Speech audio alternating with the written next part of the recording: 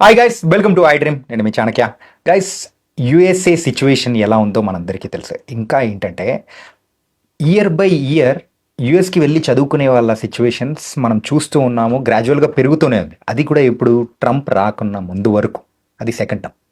అయితే ఎప్పుడైతే Trump second time వచ్చాడో అప్పటి నుంచి కూడా ఎవరైతే ఇండియన్ స్టూడెంట్స్ ఉన్నారో యుఎస్కి వెళ్ళి చదువుకునే వాళ్ళ సంఖ్య తగ్గిపోతూ వస్తూ ఉంది. అండ్ అక్కడ సిచ్యువేషన్స్ అనేది కూడా బాగాలేవు. అరే, అక్కడికి వెళ్ళిన తర్వాత కూడా చాలా ఇబ్బందులు పడుతున్నారని చెప్పేసి కొన్ని న్యూసెస్ అనేది కూడా మనం వింటూ ఉన్నాము. అసలు అక్కడ సిచ్యువేషన్స్ ఎలా ఉన్నాయి, అక్కడ చదువుకోవడానికి వెళ్ళొచ్చా లేదా, ఇలాంటి బోల్డ్ అయిన విషయాలు అనేది కూడా మనకు చెప్పడానికి ఓవర్సీస్ ఎడ్యుకేషన్ ఎక్స్పర్ట్ అయిన శ్రీనివాస్ గారు ఇప్పుడు మనతో పాటున్నారు. మరి సార్తో మాట్లాడదాం. Hi sir. నమస్తే సార్. నమస్కారం అండి. సార్, ట్రంప్ సెకండ్ టైం వచ్చిన తర్వాత నుంచి మన ఇండియన్ స్టూడెంట్స్ మీద పగబట్టాడా ఏంటి సార్? ఎడ్యుకేషన్ సిస్టంలో ఎవరైనా కానీ అబ్రాడ్కి వెళ్ళి చదువుకోవాలంటే అందరికీ గుర్తొచ్చే ఫస్ట్ ఆప్షన్ యూఎస్ఏ. మరి యూఎస్కి వెళ్ళే వాళ్ళ సంఖ్య తగ్గిపోతుంది. ఎందుకు ఇలా? యాక్చువల్గా మొత్తం మీరు ఇండియా నుంచి చూస్తే కనుక లాస్ట్ 10 to 15 years నుంచి చూస్తే కనుక హైదరాబాద్ కానీ లేదా తెలుగు స్టేట్స్ నుంచి కానీ 50% of the students visas issued from entire India చూస్తే కనుక APR Telangana joint Telugu states కలిపితే 50% స్టూడెంట్స్ యూఎస్లో చదువుకోవడానికి వెళ్ళేవాళ్ళు లాస్ట్ 4-5 years నుంచి. ఎస్పెషల్లీ చూస్తే కనుక అన్ని వీసాస్ ఇష్యూ చేశారు. ట్రంప్ సెకండ్ టైం వచ్చాక మారింది ఏంటి? ఒకటి, ప్రీ కోవిడ్ పోస్ట్ కోవిడ్ అని 2 different scenarios ఉన్నాయండి. ప్రీ కోవిడ్ ముందు వరకు యూఎస్ యూనివర్సిటీస్లో చాలా మందికి వెల్కమ్ చేశారు. సింపుల్ టెస్ట్లు అంటే ఎంట్రీ లెవెల్ రిక్వైర్మెంట్స్ చాలా వరకు తగ్గించారు. తగ్గించడంతో అసలు యూఎస్కి వెళ్దాం అనుకునే వాళ్ళు లేదా ఇంతకుముందు ఎప్పుడో వెళ్దాం అనుకునే వాళ్ళు కూడా వెళ్ళిపోయారు. సో వెళ్ళాక ఏం జరిగింది అంటే కొందరు దాన్ని మిస్యూజ్ చేయడం అనేది ఏం జరిగింది. నేను ఓన్లీ తెలుగు స్టూడెంట్స్ అని అనట్లేదు, ఓవరాల్గా ఇండియా నుంచి maybe some parts of Punjab కావచ్చు, గుజరాత్ కావచ్చు, లేదా ఇంకొన్ని పార్ట్స్ ఆఫ్ ఇండియా నుంచి కావచ్చు. ఒక స్టేట్ అని చెప్పలేను కానీ ఓవరాల్గా మిస్యూజ్ అనేది జరిగింది. చాలామంది ఆ కాలేజీలోకి వెళ్ళడము, దాని గురించి పెద్ద యూనివర్సిటీ పైన వీసాకి వెళ్ళడము, అక్కడ నుంచి చిన్న కాలేజీకి షిఫ్ట్ అవ్వడము, ఇలాంటివన్నీ జరిగాయి. And at the same time economy of the US ఇప్పుడు లాస్ట్ 2-3 years నుంచి తీసుకుంటే కన్నా కొంచెం ఛాలెంజింగ్ సిచ్యువేషన్లో ఉంది. Very it use to rule the world technology పరంగా కానీ దేని పరంగా కానీ. ఇప్పుడు ఆ ఎకనామీ కొంచెం స్లో డౌన్ అవ్వడం వల్ల సో వాళ్ళకి నెట్ మైగ్రేషన్ మొత్తం నెట్ ఇమిగ్రేషన్ తగ్గించాలి అనే వన్ ఆఫ్ ద స్లోగన్ తోటే ట్రంప్ అనేది ప్రెసిడెంట్గా ఎలెక్ట్ అయ్యారు. సో అది అయినప్పుడు దాన్ని ఇంప్లిమెంట్ చేయాలి, ప్లస్ ఈ వాంటెడ్ టు డూ దట్ అనేది కొన్ని ఆశ్చర్యకరమైన పాలసీస్ కింద తీసుకొచ్చారు, నో డౌట్.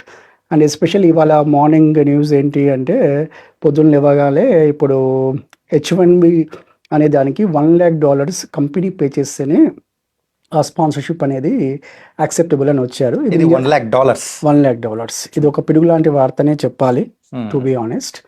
H1B ఎవరైతే అప్లై చేస్తున్నారో, సో జనరల్గా 85,000 వరకు ఇది మామూలుగా లాటరీ సిస్టంలో ఉండేది. అప్పుడు సుమారుగా $1,700 to $4,200 I think is the highest. $4,200 or $4,500 was highest with lottery system. 85,000 visas ఉండేవి. ఇప్పుడు అది ఒక్కసారిగా 1,700 to ఆర్ ఈవెన్ మీరు 4,000 తీసుకున్న 22 times దాని బిన్ ఇంక్రీస్డ్. అంటే $1,00,000 అంటే సుమారుగా 85 లక్షల నుంచి 90 లక్షల వరకు మన ఇండియన్ కరెన్సీలో ఒక కంపెనీ స్పాన్సర్ చేస్తేనే ఇప్పుడు H1B వెళ్ళడానికి. అంటే ఇది ఇవాళే వచ్చింది క్లారిటీగా, ఇది దీనికి అప్లై అనేది మేబీ ఒక 1 weekలో తెలుస్తుండొచ్చు. బట్ సూచనాప్రాయంగా చెప్పాలి అంటే ఇప్పుడు ఇది మాత్రం డైరెక్ట్గా H1B మీద వెళ్ళాలి అనుకునే వాళ్ళకి మాత్రం చాలా ఇబ్బందికరమైన సిచ్యువేషన్ అని చెప్పొచ్చు. ఓకే. అంటే అక్కడికి వెళ్ళిన తర్వాత అయినా కానీ జాబ్ ఆపర్చునిటీస్ విషయంలో అయినా కానీ ఇబ్బందులు ఎదుర్కొంటారు. జాబ్ ఆపర్చునిటీస్ అంటే ఎవరైతే part time job, full time job అని 2 ఉంటాయండి. జనరల్గా ఆన్ క్యాంపస్ అన్ని యూనివర్సిటీస్ ఒక సెమిస్టర్ తర్వాత 20 hours per week అనేది లీగల్గా పర్మిట్ ఉంటుంది. జనరల్గా మన స్టూడెంట్స్ అందరూ ఇంటర్న్షిప్స్ ద్వారా కానీ లేదా అసిస్టెంట్షిప్ ద్వారా కానీ వర్క్ చేసుకుంటారు. కాకపోతే అంతకుముందు గవర్నమెంట్ కొంచెం లిబరల్గా ఉండడం వల్ల కొందరు స్టూడెంట్స్ వెళ్ళడము, ఎక్స్ట్రా అవర్స్ పనిచేయడము ఇలాంటివి చేశారు. సో చేయడం వల్ల అది అబ్యూజ్ అయింది అనే సిస్టమ్ తోటి ఇప్పుడు ట్రంప్ వచ్చాక బాగా స్ట్రిక్ట్ చేశారు. ఓకే. అంటే ఆయన ఏమంటే 20 hours per week అన్నప్పుడు 20 hours per week చేసుకోవాలి, అంతకనే ఎక్కువ చేసుకోకూడదు. అయితే అంతకుముందు ఒక 4-5 years నుంచి అది ఫ్రీగా వదలడం వల్ల ఇప్పుడున్న స్టూడెంట్స్కి మైండ్ సెట్ ఏమైందంటే అక్కడే ఇబ్బందులు ఉన్నాయి. ఇప్పుడు మనం ఇంతకుముందు లాగా పని చేసుకొని డబ్బులు సంపాదించుకొని ఫీజు కట్టుకోలేము లేదా ఇంటికి డబ్బులు పంపించలేము అనేది situation, which is fact also.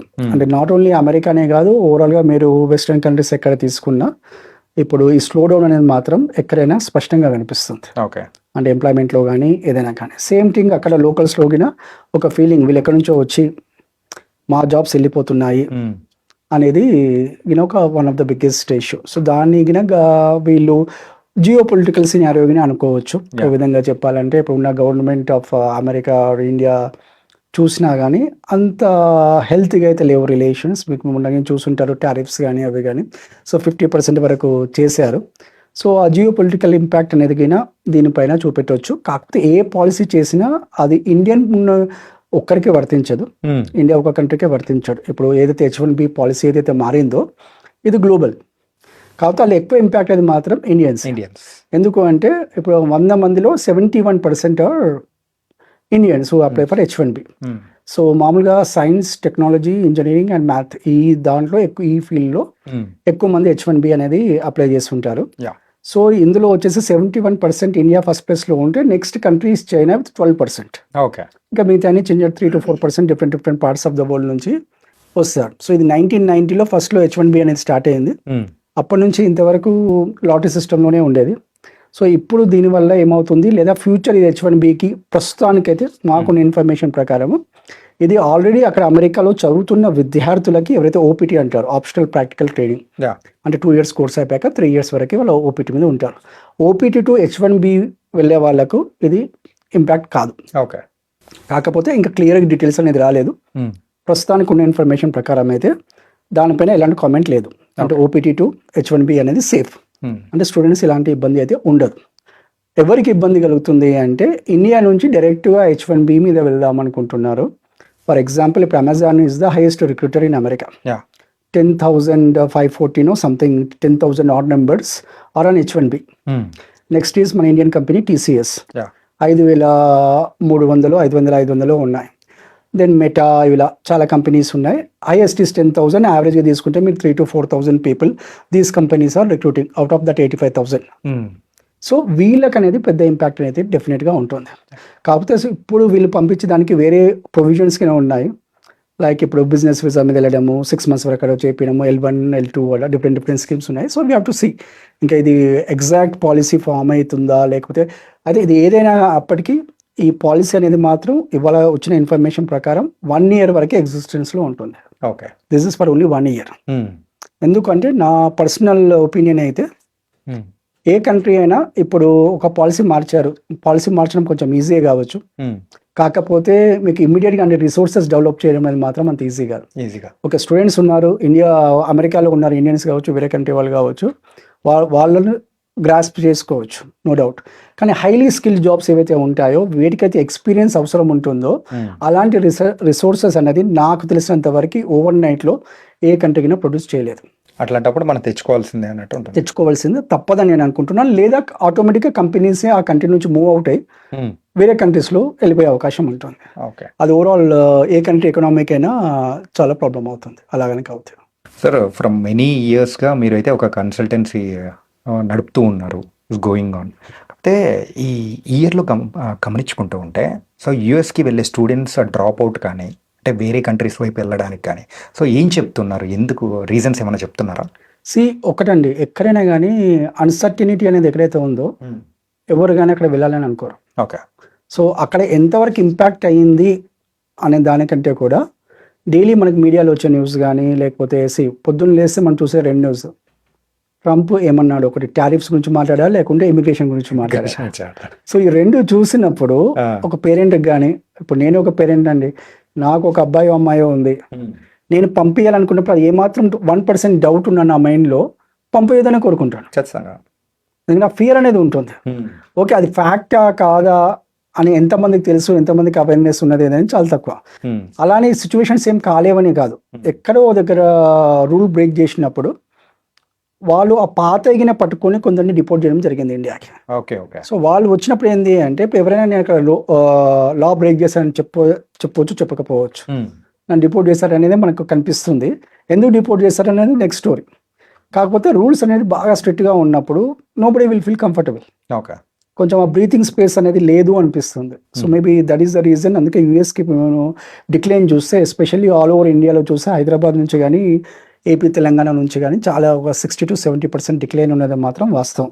మేము ఇంతకుముందు 100 మందిని పంపించేది ఇప్పుడు 20-30% స్టూడెంట్స్ మాత్రమే పంపించగలుగుతున్నాం. చాలా డ్రాప్ సార్. చాలా డ్రాప్ అండి, హ్యూజ్ డ్రాప్.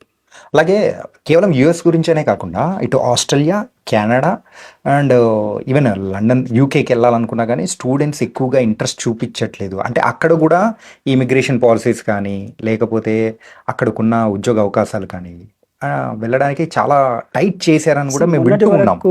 కెనడా అనేది ఎలా అంటే యూఎస్ తర్వాత ఓ టైంలో యూఎస్ కన్నా కానీ ఎక్కువ మంది ఇండియా నుంచి కెనడాకి వెళ్ళిన సిచ్యువేషన్ ఉండేది, ఎస్పెషల్లీ నార్త్ ఇండియా నుంచి. సో ఎప్పుడైతే ఆ జియో పొలిటికల్ సినారియో అనేది మారిందో రెండు కంట్రీస్ మధ్యలో, ప్లస్ ఇంకోటి ఏంటంటే అన్ఎంప్లాయ్మెంట్ అనేది కన్నా హ్యూజ్ క్రైసిస్ అనేది కెనడా ఉంది. అది కాకుండా మన అకామిడేషన్ కానీ హౌసింగ్ కానీ చాలా మటుకు స్టూడెంట్స్ చాలా డిఫికల్ట్ ఫేస్ చేశారు. ఎప్పుడు చెప్పాలంటే ఇండియన్స్కి, ఐ మీన్ ఎస్పెషల్లీ తెలుగు విద్యార్థులకు చెప్పాలంటే America was is favourite destination. Okay, మధ్యలో అప్పుడు కొంచెం సిచ్యువేషన్స్ వల్ల కొంతమంది కెనడాకి వెళ్ళారు, కొందరు యూకేకి వెళ్ళారు, కొందరు ఆస్ట్రేలియాకి వెళ్ళారు. కాకపోతే ఉన్న సిచ్యువేషన్లో హైయెస్ట్ నెంబర్స్ ఎప్పుడు వెళ్ళేది మాత్రం అమెరికాకే ఉండేది. ఎందుకంటే అమెరికా అలాంటి ఆపర్చునిటీస్ అనేది ప్రొవైడ్ చేసేది ఇండియన్స్కి. అంటే ఒక 2 years కనుక కష్టపడి చదువుకున్న ఫీజు కట్టుకోగలిగితే ఓ 3 years ఓపీటీ, ఆ తర్వాత H1B ఒక 3 years extendable to another 3 years, ఓవరాల్గా ఒక 6 years ఆఫ్ టైం అనేది వాళ్ళు అక్కడ సెటిల్ అయిపోయేవాళ్ళు. అంటే బేసికల్గా అంటే ఒక పేరెంట్ మైండ్ సెట్ ఆలోచిస్తే రిటర్న్ ఆన్ ఇన్వెస్ట్మెంట్ అంటాం కదా. అంటే మనం ఒక 30 లక్షలు ఖర్చు పెట్టాము, ఆ డబ్బులు బ్యాక్ వస్తాయి అనే నమ్మకం అనేది ఆ కంట్రీ క్రియేట్ చేయగలిగాయి. అది దానికన్నా ఇంకెక్కువనే సంపాదిస్తాం అనేది క్రియేట్ చేయగలిగింది కాబట్టి ఇన్ని లక్షల మంది వెళ్ళారు. ఇప్పుడు కానీ 1990s నుంచి చాలా హ్యూజ్ నెంబర్స్ ఇండియా నుంచి వెళ్ళడం జరిగింది. ఇప్పుడున్న సిచ్యువేషన్లో ఆల్టర్నేట్గా కనుక చూస్తే కనుక అమెరికా కాకుండా చాలామంది ఇప్పుడు మేము పంపిస్తున్న స్టూడెంట్స్లో ఎక్కువ మంది జర్మనీ వైపు మొగ్గు చూపుతున్నారండి. జర్మనీ వైపు. సో జర్మనీ ఎందుకు అంటే జర్మనీ ఇస్ ఒక చాలా తక్కువ, అంటే కొన్ని దేశాల్లోనే ఇంటర్నేషనల్ స్టూడెంట్స్ కింద ఫ్రీ ఎడ్యుకేషన్ ఇస్తారు. Okay. So Germany is one among them. So జర్మనీలో ఏంటంటే ఇప్పుడు ఇంటర్నేషనల్ స్టూడెంట్స్గా ఫ్రీ ఆఫ్ కాస్ట్ చదువుకోవచ్చు. మాస్టర్స్ చేయాలనుకునే వాళ్ళు కానీ వాళ్ళు ₹1 కట్టకుండా ఫ్రీగా చదువుకోవచ్చు, లేదా మినిమల్ ఫీజుగానే ఉంది పబ్లిక్ యూనివర్సిటీస్లో. అంటే ఒక 1000 to 2000 euros, అంటే ఒక 1,00,000 నుంచి 2 లక్షల మధ్యలో పర్ సెమిస్టర్, అంటే ఒక 5-6 lakhsలో మీది మాస్టర్స్ అయిపోతుంది. ప్లస్ ఆపర్చునిటీస్ వైజ్ చూసినా కానీ చాలా ఆపర్చునిటీస్ ఉన్నాయి. రీసెంట్గా జర్మన్ గవర్నమెంట్ రిలీజ్ చేసిన ఒక న్యూస్ ఏంటి అంటే ఇప్పుడు ఇంటర్న్షిప్ ఎవరైనా ఇండియా నుంచి వెళ్ళాలి అనుకుంటే ఫర్ ఎక్స్చేంజ్ ప్రోగ్రామ్స్ కానీ దేనికైనా కానీ వీసా లేకుండా కానీ వెళ్ళొచ్చు. So Germany is opening now their doors to Indians, ఎందుకంటే వాళ్ళకున్న పాపులేషన్, యూత్ పాపులేషన్ చాలా తక్కువ ఉంది. So they want youngsters to come study and settle in that country. Okay.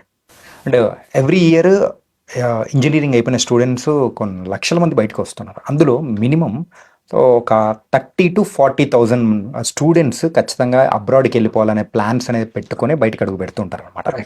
So అలా వచ్చిన తర్వాత మెయిన్ మనం వెళ్ళే కంట్రీకే అరే వెళ్ళలేము అని చెప్పేసి అనుకున్నప్పుడు వాళ్ళ చూపు ఓన్లీ జర్మనీ వైపు అట్లా కాకుండా ఇంకా వేరే వేరే కంట్రీస్ వైపు కూడా పడుతున్నాయా? డెఫినెట్లీ. సో అంటే ఎలాంటి కంట్రీస్ మీద వెళ్తున్నారు? ఇప్పుడు స్టూడెంట్ మైండ్ సెట్ అంటే ఇప్పుడు ఏమంటారు, జెన్ జీ అంటారు కదా. సో జెన్ జీలో ఏంటంటే రీసెంట్గా ఒక స్టూడెంట్ అండ్ పేరెంట్ వచ్చారు. వచ్చి మీరు ఏ కంట్రీ వెళ్తాం అనుకుంటున్నారు అంటే జపాన్ అంటాడు. నేను అన్నాను జపాన్ అయితే మేము పంపేము, మాకైతే ఆ ట్రాక్ రికార్డింగ్ లేదు జపాన్లో వెళ్ళి ఏం జరిగింది అనేది, మీరు ఎందుకు వెళ్ళి జపాన్ వెళ్దాం అనుకుంటున్నారు అని. అంటే ఇంట్రెస్టింగ్ ఏం చెప్తాను, నేను చిన్నప్పటి నుంచి జపానీస్ కార్టూన్స్ చూశాను, సో కాబట్టి జపాన్ వెళ్దాం అనుకుంటున్నారు అంటే. సో నేనేమంటాను అంటే బికాస్ ఏదో కార్టూన్ చూసారను, సినిమా చూసానను అనేది డిసిషన్లో ఉండకూడదు. అంటే కొన్ని పారామీటర్స్ అనేది మామూలుగా ఎనీ స్టూడెంట్ ఆ హోంవర్క్ అనేది చేయాలండి. మనం ఏ కంట్రీకి వెళ్తున్నాము, ఎలాంటి యూనివర్సిటీకి వెళ్తున్నాము, ఆ యూనివర్సిటీకి అక్రిడిటేషన్ ఉందా, నేను చేసే కోర్సు అక్కడ కోర్స్ కరికులం కానీ ఫ్యాకల్టీస్ కానీ ఇవి బాగా ఉన్నాయా, ఫస్ట్ థింగ్. సెకండ్ థింగ్, దాని ఫీజు మనం అఫోర్డబుల్లా కాదా, మనం ఇక్కడ నుంచి డబ్బులు తీసుకెళ్తే సరిపోతాయా, లోన్ తీసుకోవాలా, లేకపోతే అక్కడ ఏదో జాబ్ చేసి కట్టేద్దాము అనుకుంటే మాత్రం ఇప్పుడు ఏ కంట్రీలో పాసిబుల్ కాదు, unless you get funding. So అది అయిపోయాక నాకు ఆపర్చునిటీస్ ఏమున్నాయి, ఒకవేళ మీ ఉద్దేశం కనుక యాజ్ అ స్టూడెంట్ అక్కడికి వెళ్ళాక నేను అక్కడే ఉండాలి, ఒక 2-3 years జాబ్ చేసుకోవాలను, లేకపోతే అక్కడే సెటిల్ కావాలనో, PR తీసుకోవాలని అనుకుంటే ఆ కంట్రీ అవి ప్రొవైడ్ చేస్తుందా లేదా immigration rules. And most important, ఇంతకుముందు మన స్టూడెంట్స్ ఎవరైనా వెళ్ళారా, వాట్ ఈస్ దేర్ ఎక్స్పీరియన్స్. ఇప్పుడు చాలా కంట్రీస్ కొన్ని కరెన్సీ చూస్తే 100-120 ఉంటాయి ఇండియన్ కరెన్సీతో చూస్తే, కానీ అక్కడికి వెళ్తే ఏముండదు. ఇప్పుడు యూరో అంటే ఎక్కడైనా యూరో అంటే 80 to 100 రూపీస్కి ఉంది, ఇప్పుడు 100 రూపీస్ని టచ్ అయింది. బట్ యూరోపియన్ యూనియన్లో అన్ని కంట్రీస్ సేమ్ సిచ్యువేషన్లో లేవు. Okay. So maybe euro is 100 rupees, కానీ మనకు 1:100 times ఇన్కమ్ ఏమి ఉండదు అక్కడ. సో అక్కడ ట్యాక్సెస్ ఏమున్నాయి, ఇలాంటి అన్ని తెలుసుకొని వెళ్ళడం వల్ల ఇట్ ఈస్ సేఫ్. ఓకే. ఏదో ఇన్స్టింక్ట్ డిసిషన్, సినిమా చూడడము, ఒక కార్టూన్ చూడడము, దానివల్ల లేకపోతే మనకి చిప్పటి నుంచి కొరియన్ ఫుడ్ ఇష్టము, జపనీస్ ఫుడ్ ఇష్టము, చైనీస్ ఫుడ్ ఇష్టము నా కంట్రీకి వెళ్ళిపోతే ఇబ్బందులు అయితే తప్పవు. సో మనం వెళ్ళే దాంట్లో కంట్రీ లాంగ్వేజ్ ఏంది, అక్కడ కల్చర్ ఏంది, దాన్ని మనం అడాప్ట్ చేసుకోగలమా. Okay. So that is the biggest challenge ఇప్పుడు ఉన్న దాంట్లో. Adaptability is the next thing అండి. అంటే ఇప్పుడు ఇంతకుముందు ఏంటంటే ఒక ఐటీ అప్పుడు ఇండస్ట్రియల్ రెవల్యూషన్ వస్తే 20-30 years ఉంది, లేకుంటే ఐటీ రెవల్యూషన్ వస్తే ఒక 15-20 years ఉండే. తర్వాత యాప్స్ అన్నారు, ఇప్పుడు ఏఐ అంటున్నారు, డీప్ సీక్ అంటున్నారు. సో ఇలాంటి రకరకాలుగా మారుతున్నాయి. మీరు దేని term as time goes on 20 years నుంచి 10 years వచ్చింది, 10 years నుంచి 5 years వచ్చింది, రేపు టెక్నాలజీ 5 years నుంచి 1 year ఉంటుందో మారే అవకాశాలు అయితే ఖచ్చితంగా ఉన్నాయి. సో ఇప్పుడు క్వశ్చన్ ఏంటి అంటే అడాప్టబిలిటీ. నువ్వు ఎంత క్విక్గా ఆ కండిషన్స్ని అడాప్ట్ చేసుకోగలుగుతావో, those will be the survivors.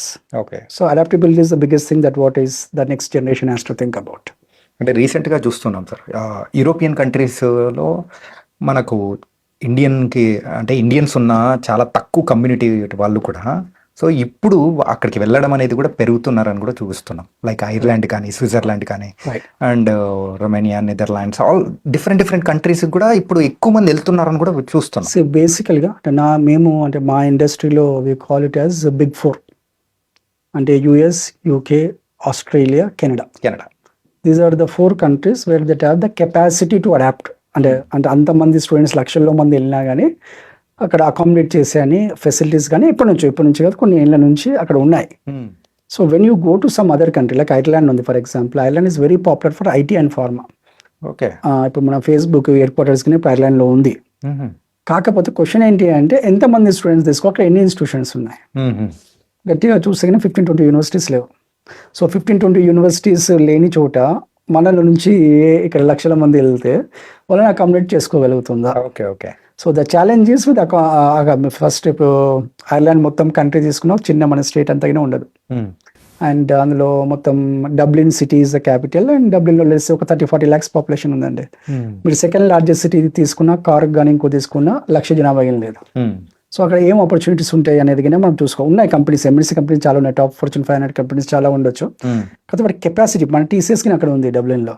కాకపోతే వాళ్ళ కెపాసిటీ ఇక్కడ 1000 మందిని తీసుకునేది అక్కడ 50 మంది ఉండొచ్చు, అక్కడ కంపెనీ ప్రజెన్స్ ఉండొచ్చు.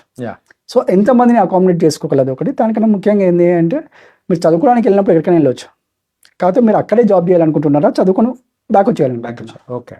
సో చదువుకోవడమే అయితే ఐర్లాండ్ వెళ్ళొచ్చు, జర్మనీ వెళ్ళొచ్చు, నెదర్లాండ్స్ వెళ్ళొచ్చు, ఎక్కడికి వెళ్ళొచ్చు. ఐర్లాండ్ ఒక బెనిఫిట్ ఏంటంటే అండి, English speaking. Basically 90% of the people Irish కన్నా ఇంగ్లీషే మాట్లాడతారు. సో కాబట్టి యూకే లాగానే ఐర్లాండ్ కింద English speaking country. Okay. So కాబట్టి ఒక లాంగ్వేజ్ బ్యారియర్ అయితే ఉండదు. అదే మీరు యూరోపియన్ యూనియన్లో ఏ కంట్రీకి వెళ్ళినా అక్కడ ఇప్పుడు ఫ్రాన్స్ వెళ్తే ఫ్రెంచ్, జర్మనీ వెళ్తే జర్మన్ లాంగ్వేజ్, అలా డిఫరెంట్ కంట్రీ. కాకపోతే అందులో అయినా నెదర్లాండ్స్లో చాలా మందికి ఇంగ్లీష్ మాట్లాడతారు. ఓకే. సో మన లాంగ్వేజ్ అనేది చూసుకోవాలి. ఇప్పుడు ఉన్నదంటే నన్ను అడిగితే కనుక what is the best country in the European యూనియన్లో అంటే కనుక Germany is one country. Definitely అన్ని ఆపర్చునిటీస్ ఉన్నాయి కాబట్టి మన స్టూడెంట్స్ 90% మంది అక్కడ చదువుకున్నాక అక్కడ సెటిల్ అవ్వడము, కొన్ని రోజులనే జాబ్ చేయాలనుకుంటారు కాబట్టి so it is better country than any other country in the European Union. Sir, as per your knowledge please settle me ఏంటంటే ఎవరైతే అబ్రాడ్ స్టడీస్కి వెళ్తూ ఉన్నారో వాళ్ళు తీసుకోవాల్సిన జాగ్రత్తలు అంటే ఏం చెప్తారు, the primary rules? So basically ఏంటంటే అండి, రూల్స్ కన్నా ముఖ్యంగా ఏంటంటే వాళ్ళ పర్పస్ అనేది క్లారిటీగా ఉండాలి. Okay. What they want to and why they are going. So ఇప్పుడు ఒక చిన్న ఏంటంటే ఎక్కడైనా సరే ఒక కంట్రీకి వెళ్ళిపోవాలి అంటే ఇప్పుడు నేను ఫారెన్ వెళ్ళాను, ఫ్రెండ్స్ ఉన్నారు, ఒక 4 ఫోటోలు దిగాను, ఫేస్బుక్లోనో ఇన్స్టాగ్రామ్లో పెట్టాను. If that is motivating you then it's not the real reason or purpose. మీరు వెళ్ళి అంటే నన్ను కనుక అంటే బికాస్ నేను చాలా యూనివర్సిటీలో చాలా కంట్రీలో చూశాను, నాకు కనిపించిన ముఖ్యమైన డిఫరెన్స్ ఏంటి అంటే ఇక్కడ లేనిది అంటే ఇక్కడ మొత్తానికి లేదని అన్నాను, చాలా యూనివర్సిటీస్లో లేనిది అక్కడ ఈజీగా అవైలబుల్. ఏంటి అంటే ఫెసిలిటీస్ అక్కడ ఏదైతే యూనివర్సిటీస్లో ఉంటాయో జస్ట్ ఫర్ ఎగ్జాంపుల్ ఒక హ్యూమన్ ఒక నర్సింగ్ సెంటర్ ఉంది అనుకుందాం, లేదా ఒక హాస్పిటల్ ఉంది అనుకుందాం అండి. హ్యూమన్ హ్యాండ్రైడ్స్కి అక్కడ పెట్టి ఒక్కొక్క దానికి అదే ఒక ల్యాబొరేటరీకి వాళ్ళు 1 బిలియన్ లాంటి పౌండ్స్ కానీ డాలర్స్ కానీ ఖర్చు పెడతారు. అలా 8 to 9 బాడీస్ మీద ఇక్కడ పల్స్ పెట్టినా బ్లడ్ తీసినా అని same they will create that experience for you.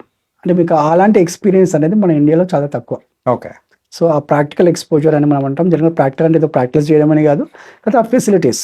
లేదా ఒక మెకానికల్ ఇంజిన్ డిపార్ట్మెంట్ ఒక Formula 1 కార్ చేస్తున్నారు అనుకోండి, ఒక కార్కు ₹1 కోటి వరకు ఖర్చు అవుతుంది. అలాంటి స్టూడెంట్స్కి ఇచ్చారు యాక్సెసిబిలిటీ అనేది ఇస్తున్నారు. సో మనం ఇక్కడ ఐఐటీస్లో, ఐఐఎంస్లో లేదా ఇంకో పెద్ద ఇన్స్టిట్యూట్లో ఉన్నాయి కావచ్చు. కాబట్టి నిజంగా అందరూ మనం అలాంటి ఇన్స్టిట్యూట్లో చదువుకోలేము. ఈవెన్ డబ్బులున్నా చదువుకోలేరు. ఓకే. ఎందుకంటే ఇక్కడ ర్యాంక్ రాందే మనం ఆ ఇన్స్టిట్యూట్లో ఎంటర్ కాలేము.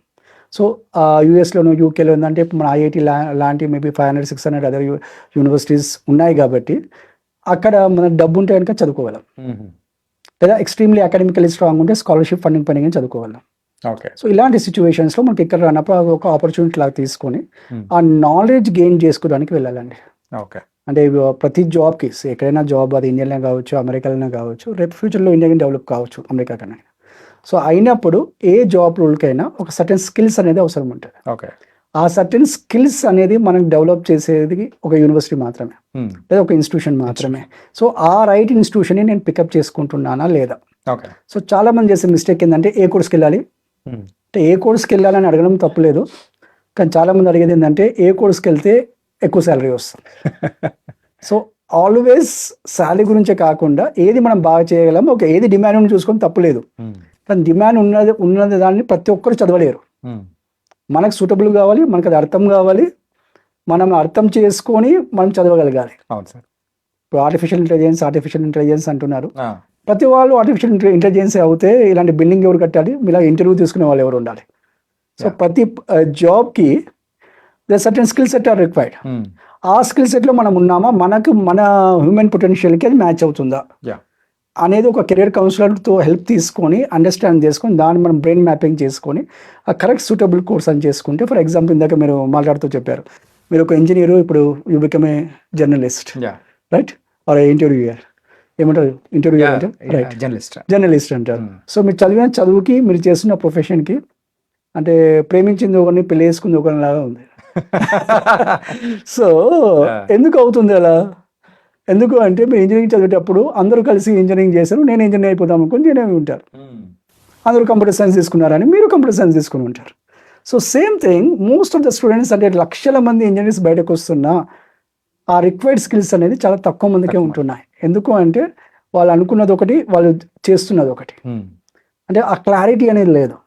ద బిగ్గెస్ట్ థింగ్ నన్ను అడుగుతానికి 1 లైన్లో చెప్పాలంటే have the clarity. Okay. What you want and why you want. Do you have that burning desire అంటే దెన్ గో ఫర్ ఇట్. లేదు అంటే మీ స్కిల్స్ ఏమున్నాయి, ఆ స్కిల్స్కి అందరూ సేమ్ కాదండి, ఎవ్రీ స్టూడెంట్ ఈస్ డిఫరెంట్. కొందరు ఆర్ట్స్లో బాగుండొచ్చు, కొందరు టెక్నాలజీలో బాగుండొచ్చు, కొందరు లాజికల్గా థింక్ చేస్తుండొచ్చు, కొందరు ఎమోషనల్ థింక్ చేస్తుండొచ్చు. మన స్కిల్స్ ఎక్కడ ఉన్నాయి, మనం ఫస్ట్ నో యువర్ సెల్ఫ్ అంటాను నేను. మిమ్మల్ని మీరు కరెక్ట్గా చూసుకోండి, మీరు ఎక్కడ, what are you good at, ఏది చేస్తే మీకు life long passion. So career అనేది just like a marriage. So once you are done it then you have to continue it for ever. So that's what I say. So అదే కంటే అయినా పర్లేదు, కాకపోతే other factors, ఇది ఒక్కసారి మీకు clarity వచ్చాక ఫీజు ఎంత ఉంది, అది అఫోర్డ్ చేయగలుగుతామా లేదా, అక్కడికి వెళ్ళి ఏదో పార్ట్ టైం జాబ్ చేసి డబ్బులు సంపాదించి ఫీజు కట్టుకోవడం అనేది మాత్రం ఇంపాసిబుల్. 99% is not possible. ఏదో 1 out of 100 cases might be possible. Second thing ఏంటి అంటే, ఒక లోన్ తీసుకుంటే ఆ లోన్ ఇంట్రెస్ట్ ఎంత ఉంది, మనం ఎలా పే బ్యాక్ చేయాలనుకుంటున్నాం, అక్కడ కోర్స్ అయిపోయాక ఎలాంటి ఆపర్చునిటీస్ ఉన్నాయి, ప్లస్ అక్కడ ఇమిగ్రేషన్ పాలసీస్ ఏమున్నాయి. One of the most important factor నౌడేస్ immigration policies కింద మనం చూసుకోవాలి. 2 years స్టే బ్యాక్ ఇస్తున్నారా, 3 years స్టే బ్యాక్ ఇస్తున్నారో, ఆ 2 years మనం వర్క్ చేస్తే ఇంకా మన డబ్బులు వెళ్ళిపోతాయి. Just to safeguard. ఒక ఆ ఎక్స్పీరియన్స్, ఆ స్కిల్స్ వచ్చాక మీరు ఇండియాకి వచ్చినా జాబ్ చేసుకోవచ్చు. ఖచ్చితంగా నేను అక్కడనే ఉండాలి, బ్యాక్ రావద్దు అనే ఉద్దేశంలో మాత్రం ఉండకూడదు. నాకు ఇమిగ్రేషన్ పాలసీ ఎప్పుడు ఏ కంట్రీ ఎలా మారుతుందో ఎవరు చెప్పలేరు.